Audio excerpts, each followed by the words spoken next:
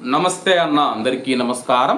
కువైట్లో బయటకు వచ్చే ప్రవాసులు ఎవరైతే ఉన్నారో వాళ్ళకు హెచ్చరికని చెప్పుకోవచ్చు అనమాట. ప్రస్తుతం కువైట్లోని పరిస్థితుల నేపథ్యంలో కువైట్లోని పలు ప్రాంతాలలో చెక్ పోస్టులను ఏర్పాటు చేసినట్లు మినిస్ట్రీ ఆఫ్ ఇంటీరియర్ ప్రకటించింది.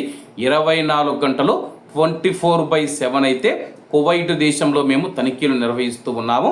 ఎటువంటి అవాంఛనీయమైన ఘటనలు జరిగినా కానీ వెంటనే స్పందించేందుకు కువైట్ పోలీసులు రెడీగా ఉన్నారని చెప్పేసి, దీంతో కువైట్లో ఉన్న మన భారతీయులు ఎవరైనా బయటికి వచ్చేటప్పుడు బతాకా కానీ, డ్రైవింగ్ చేస్తూ ఉంటే లైసెన్స్ కానీ ఇవన్నీ పక్కాగా పెట్టుకోండి.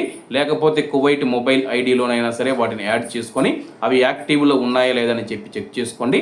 ఎందుకంటే ప్రస్తుతం కువైట్ దేశవ్యాప్తంగా చెక్ పోస్టులను ఏర్పాటు చేసి, ఒకవైపు మనం చూసుకుంటే కానీ ఈ చెక్ పోస్టులను ఎందుకు ఏర్పాటు చేశారంటే కానీ కువైట్ ఇటీవల కాలంలో 40 నుంచి 50 మంది తీవ్రవాదులు అయితే పట్టుపడడం జరిగిందనమాట. దీంతో లోపల తీవ్రవాదులతో ఇబ్బందులు పడుతూ ఉంటే బయట నుంచి ఇరాన్ దాడులు చేస్తూ ఉందన్నమాట. ఈ నేపథ్యంలో కువైట్ దేశవ్యాప్తంగా తనిఖీలు చేపడుతూ ఉన్నారు. సరైన గుర్తింపు పత్రం అయితే మన దగ్గర ఉండాలన్నమాట. పోలీసులు పట్టుకున్నప్పుడు బతాకానో లైసెన్సు, మనకు సంబంధించిన ఏదో ఒక గుర్తింపు కార్డు అయితే చూపించాల్సి ఉంటుంది.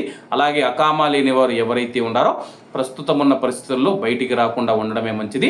మీ ఏరియాలలో మీకు దగ్గరగా ఉన్న ప్లేసులలో ఏదైనా పని చేసుకోవచ్చు, కానీ ఇతర ఏరియాలకు వెళ్ళేటప్పుడు పోలీసుల తనిఖీలలో మీరు పట్టుబడితే కానీ అరెస్టు చేసి తదుపరి ప్రక్రియ పూర్తి చేసిన తర్వాత మిమ్మల్ని కువైట్ నుంచి బహిష్కరించే అవకాశం ఉంది. ప్రస్తుతం ఉన్న పరిస్థితులలో అరెస్టు చేసి అలాగే సాఫర్ జైలుకు తరలిస్తే కానీ విమానాలు నిలిచిపోయాయి కాబట్టి ఎప్పుడు పంపిస్తారో తెలియదు. కాబట్టి 2 నెలలు పట్టచ్చు, 3 నెలలు పట్టచ్చు, యుద్ధం ఆగిపోతే రేపైనా పంపించచ్చు అనమాట. కాబట్టి ఈ యొక్క విషయాన్ని ప్రతి ఒక్కరు గమనించుకొని ఎక్కడ ఉండేవారో ఆ ఏరియాలలోనే పని చేసుకుంటూ ఉండాలని చెప్పేసి ప్రతి ఒక్కరిని కోరుకుంటూ ఉన్నాను.